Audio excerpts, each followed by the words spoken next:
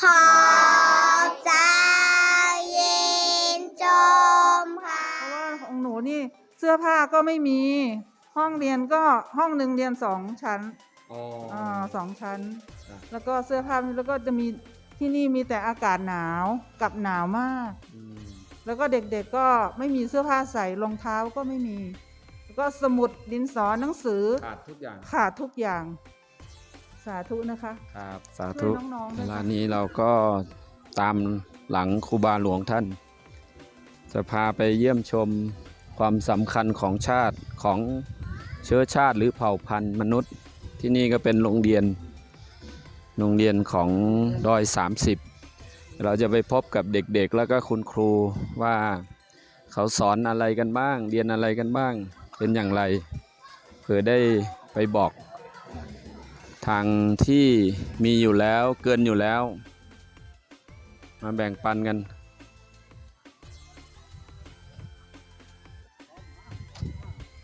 เป็นคู่หมอกูก็ค่ะ4 ก้อ5 ก้อ4 ก้อในค่ะเนาะ5 ก้อเขามาอินคาแลนี่ยืนอยู่ข้างหน้าก็จะเป็นคุณครูอันนี้คุณครูทางโลกส่วนทางนี้คุณครูทางธรรมเดี๋ยวจะขออนุญาตสัมภาษณ์ท่านไหนก่อนดีแนะนำตัวเองก่อนเนาะถ้าไม่พูดเยอะให้แนะนำตัวเองก่อนคนไหนจะแนะนำตัวเองก่อนท่านผอ.นะสวัสดีครับเดี๋ยวท่านผอ.สุดท้ายนะใน4 ท่าน5 ท่านเนี่ยก็จะมีครูผู้หญิงอยู่ท่านเดียวเนาะเดี๋ยวเรามาทางครูผู้หญิงนะครับครับค่ะดิฉันชื่อคุณครูโบค่ะก็จะสอนอยู่ชั้นประถมปีที่3 ถึง 6ค่ะป.6 แล้วก็จะสอนภาษาไทยด้วยค่ะแล้วก็ทางโรงเรียนของเราก็จะมีสิ่งที่ขาดแคลนก็เป็นข้าวปลาอาหารแห้งอะไรพวกนี้ค่ะเพราะว่าเราก็มีเด็กที่อยู่หอไม่มีพ่อแม่กำพร้าพ่อแม่ด้วยค่ะเด็กกำพร้ามีอยู่กี่ชีวิตอะครับมีอยู่15 คนนะคะที่อยู่หอตอนนี้ค่ะที่ไม่มีพ่อแม่ไม่มีค่ะอพยพมาค่ะไม่มีค่ะเพราะว่าเป็นสงครามเขาก็เอาเด็กมาได้ส่วนพ่อแม่ก็ไม่มีค่ะเสื้อผ้าอาหารค่ะเครื่องนุ่งห่มค่ะทุกอย่างเลยค่ะที่ทางโรงเรียนเราก็ขาดแคลนแต่ว่าอยากจะฝากถึงชาวไทยทั้งหมดค่ะคนที่มาช่วยเหลือน้องๆก็จะมีแบบเสื้อกันหนาวเสื้อผ้าที่มันอุ่นๆนะคะเพราะว่ามันเป็นบนดอยก็อยากจะได้พวกนี้ค่ะแล้วก็อาหารแบบว่าให้น้องเขาได้กินดีนิดหน่อยเพราะว่าน้องเขาก็ไม่ค่อยได้กินอะไรมากส่วนมากก็เด็กที่โตๆก็จะไปหาผักตามป่าตามเขาอะไรพวกนี้ค่ะต้องมาให้น้องๆกินแต่ถ้ามีพี่น้องอะไรมาก็มาแจกมาม่าบ้างอะไรบ้างก็ได้กินอยู่ค่ะถ้าเป็นมาม่าก็ถือว่าเป็นอาหารที่อร่อยที่สุดแล้วค่ะค่ะตอนนี้ก็น้องๆเขาก็ขาดแคลนอยู่ค่ะอย่างรอบนี้ท่านผอ.รอบนี้ก็จะมีครูบาอาจารย์ชื่อท่านพระอาจารย์สมัยวัดทับทิมแดงนะก็ขออนุญาตตรงนี้นิดนึงท่านก็แจกนมมาเยอะรอบนี้นะก็ได้ของก็มาถึงวันนี้พอดีนอกจากเมื่อกี้ที่คุณครูผู้หญิงท่านพูดไปแล้วเรายังไม่รู้จักชื่อเลยคุณครูโบค่ะคุณครูโบเนาะพูดภาษาไทยชัดมากเลยนะก็ถามต่อครับ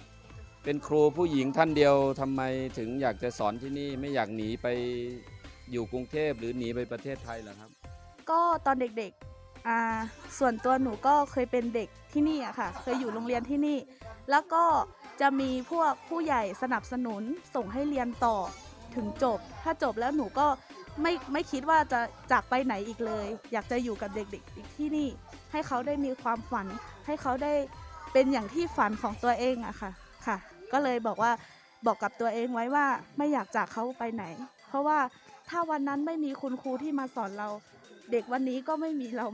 จะมาสอนสานต่ออะไรเลยอะค่ะก็แค่นี้ค่ะอันนี้เป็นสิ่งที่เขาบอกว่าเมื่อได้รับโอกาสแล้วก็คืนโอกาสให้กับสังคมนะนี่ก็เป็นคุณครูท่านเดียวที่เป็นสุภาพสตรี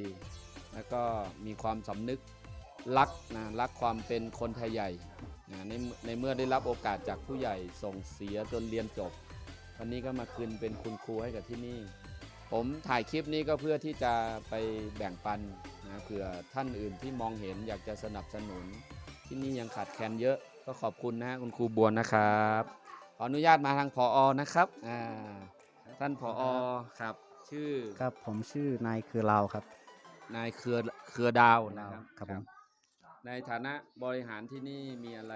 เมื่อกี้เราฟังคุณครูมาหลายท่านแล้วท่านผอ.อยากจะฝากเรื่องอะไรบ้างขอความเมตตาจากครับผมก็อยากจะขอจากผู้มีบุญศรัทธาในประเทศไทยต่างๆที่นี่ก็เด็กนักเรียนจะเป็นส่วนมากก็มาจากอพยพจากเมืองราชานไทยครับแล้วก็เสื้อผ้าไม่มีเสื้อผ้านักเรียนใส่แต่เสื้อผ้าธรรมดามาไม่รู้จักว่าใครเป็นนักเรียนใครเป็นชาวบ้านเด็กชาวบ้านประมาณนี้แหละถ้าอยากจะไล่ชุดวอร์มครับชุดบอมชุดกีฬาอย่างนี้แหละครับครับแล้วสิ่งอื่นก็ปูโมหมอกไปแล้วครับแล้วเด็กๆที่นี่มีกี่สอนอนุบาลเป็นไงบ้างเด็กที่นี่เรียนกี่ภาษาก็4 ภาษาครับ4 ภาษาสอนคณิตศาสตร์คำลาหน่อยเนาะครูคำลาค่ะเป็นภาษาไทยเนาะเพราะว่าจะเอาไปให้พี่น้องที่เขามีอยู่แล้วเนี่ยให้ได้รู้ว่าการศึกษาเป็นเรื่องใหญ่ถึงแม้เราจะอพยพมาอยู่ตามป่าเขาแต่ก็ไม่ทิ้งเรื่องการศึกษาวันนี้ผมอินทร์ก็อยากจะให้ทุกคนเนาะที่ร่วมบุญมาได้เห็นว่าเราได้มาบริจาคที่นี่ขออนุญาตสัมภาษณ์ครูท่านที่2เมื่อกี้ท่านแรกก็คือสอนอนุบาลท่านที่2สอนป .1 กับป .2 ครับป .1 กับป .2 ครับเป็นไงบ้างสอนเด็กที่นี่มีความสุขไหมก็มีครับมีความสุขเนาะครับจะฝากถึงว่าการเรียนการศึกษาเป็นที่สำคัญครับเราเป็นครูเราก็ต้องพยายามศึกษาแล้วก็หาวิธีมาสอนให้เด็กๆมีความรู้เพื่อจะเป็นผู้ใหญ่ในวันหน้าครับนี่สำคัญมากครับนี่ครับผมอยากจะฝากหรือขออะไรที่ขาดแคลนบ้างครับอันนั้นที่นี่ก็จะขาดอยู่ครับแบบว่าการที่จะสอนให้หนังสือแบบว่าวิชามันก็อุปกรณ์ไม่สมบูรณ์ครับอุปกรณ์ไม่เพียงพอมีสมุดนะครับดินสอปากกาอะไรครับแล้วก็วิชาที่เราจะสอนเราก็ต้องไปหาจากที่อื่นแบบว่าไม่ครบใช่ครับแผนกหรือสอนชั้นป .1 ถึงป .6 ครับป .1 ถึงป .6 ชื่อคำฟ้าครับคุณครูคำฟ้าตรงนี้ก็จะเป็นนะครับเขาเรียกสำนักงานนะเก็บรวบรวมนะครับห้องครูหรือห้องผอ.นั่นเองนะนี่ก็คือวิถีชีวิตเป็นห้องเรียนการเก็บเอกสารที่นี่แน่นอนก็คือจะขาดในเรื่องตำราเรียนนะคุณครูก็จะต้องไปหาใน YouTube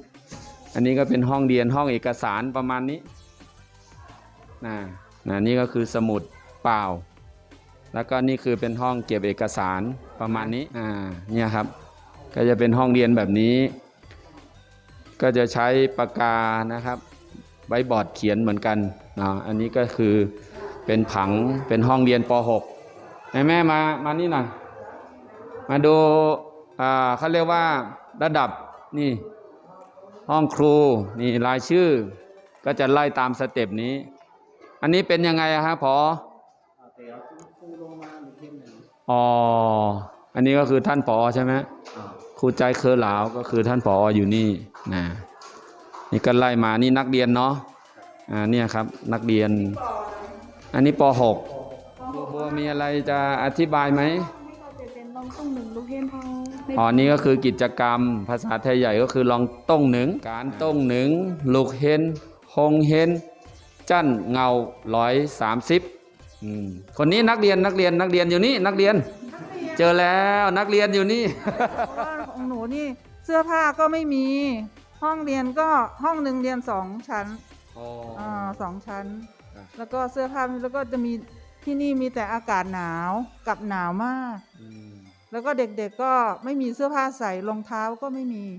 แล้วก็สมุดดินสอหนังสือขาดทุกอย่างสาธุนะคะครับสาธุช่วยน้องๆด้วยค่ะ จ้ะ ช่วยน้องๆที่นี่ด้วยนะคะ ผู้ใจบุญค่ะ ท่านไหนที่ได้เห็นคลิปอยู่นะก็ฝากแชร์นะครับ นี่คือ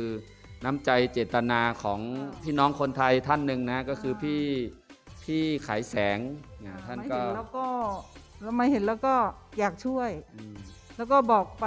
อย่างผู้ใจบุญทุกๆ คนที่ได้เห็นคลิปนี้ อันนี้คือของจริงมาจริง พูดจริงเห็นจริง อืม ค่ะ สาธุนะคะ ครับ สาธุล่วงหน้า ครับ ขอ สาธุ บริจค ล่วงหน้าเดี๋ยวเราก็จะทำหน้าที่สารต่อใช่ไหม สารต่อเพราะเราจะเป็นสะพานมา อ่า จะเป็นบริจาคด้วยเงินหรือสิ่งของอะไรก็ได้ทั้งนั้นเลย ถ้ามีใครมีจะบริจาคมาหนังสือเสื้อผ้าคอมที่เป็นอุปกรณ์การเรียน อุปกรณ์การเรียนบอกเลย ผ่านทางคุณอินทร์ เดี๋ยวทางที่ แล้วก็ ขายแสง แล้วก็ทางคุณอินทร์แหละเขามี Facebook อืม แล้วก็เราก็จะช่วยกันไปรับแล้วก็ไปเอา แล้วก็จัดการเอามาที่นี่ ครับ ค่ะ ขอบพระ สาธุ คุณมาก ล่วงหน้านะคะ ครับสาธุครับ ไม่ทรงคำ เจ้าค่ะก็วันนี้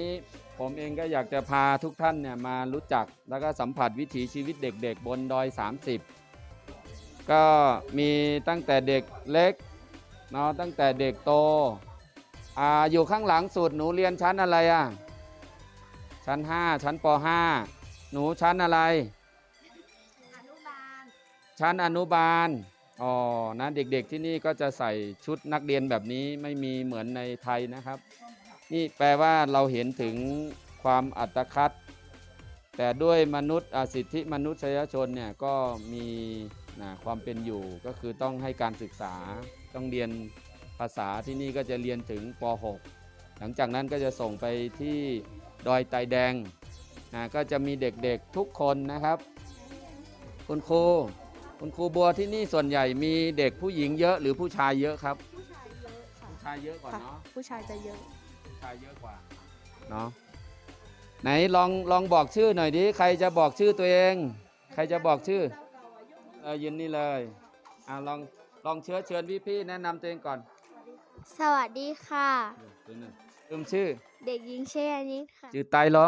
ชื่อไต้จิวลาไซ น้องเหลาสายโอ้ดีเลยเดี๋ยวรับรางวัลด้วยเดี๋ยวเดี๋ยวหันหน้าไปก่อนนี่อันนี้คุณครูนะคุณครูตัวจริงที่เรียนจบแล้วนะ เรียนจบจากชีวิตนะแต่ไม่ได้จบ ครูเกษียณแล้ว เกษียณแล้ว เกษียณ วันนี้ ชีวิต วันนี้จะมาให้รางวัลเด็กๆด้วย รางวัลเด็ก อ่า ๆเนาะค่าขนมนิดหน่อยนะคะนี่ จ้ะ มาครั้งแรกเดี๋ยวคุณยายจะมาใหม่นะลูกนะ ขอให้ตั้งใจเรียนหนังสือเป็นเด็กดี เอาไหนขอบคุณโดนว่าหือความไตขอบใจยินจมขาว่าแปลว่าขอบคุณมากๆเฮ็ดมือห่างดีลูก เป็นน้ำใจเล็กๆน้อยๆนะครับของรุ่นพี่ที่มาเยี่ยมเยียนนะครับนักเรียนนักศึกษาบนดอย 30ก็ไม่ได้แจกอะไรมากมายนะก็เป็นสิ่งที่เราอยาก จะแบ่งปันแต่สิ่งหนึ่งที่ได้ทำคลิปวันนี้ก็คือต้องการให้พี่ๆหรือคุณครูนะที่มีอุปกรณ์การเรียนหรือมีสิ่งของที่จะมาแจกช่วยเหลือก็ยินดีโดยผมและก็ครูบาหลวงเนี่ยก็จะเป็นหลักที่จะนำมาแจกจ่ายวันนี้ครั้งนี้ก็ได้นำอาหารนะครับเช่นข้าวสารจากหลวงปู่มาอินทศิริและพี่ๆนะร่วมกันทำมา แล้วก็มีอาหารแห้งมีนมนะครับจากท่านพระอาจารย์สมัยแล้วก็เสื้อผ้าที่นี่เขาต้องการเสื้อผ้าแบบกันหนาวนะครับไม่มีหน้าร้อนมีแต่หน้าที่เย็นสบายตลอด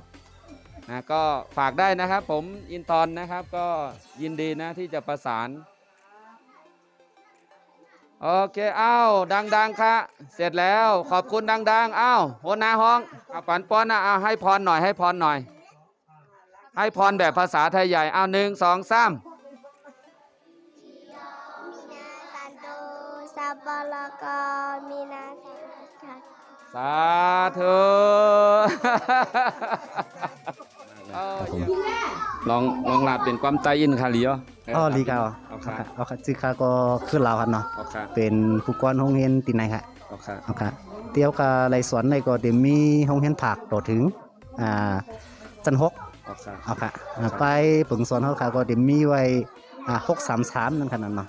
633ใน6เตียวโป้1ต่อถึงโป้6ก็อยู่ไว้ในโรงเรียนจันเงาฮะ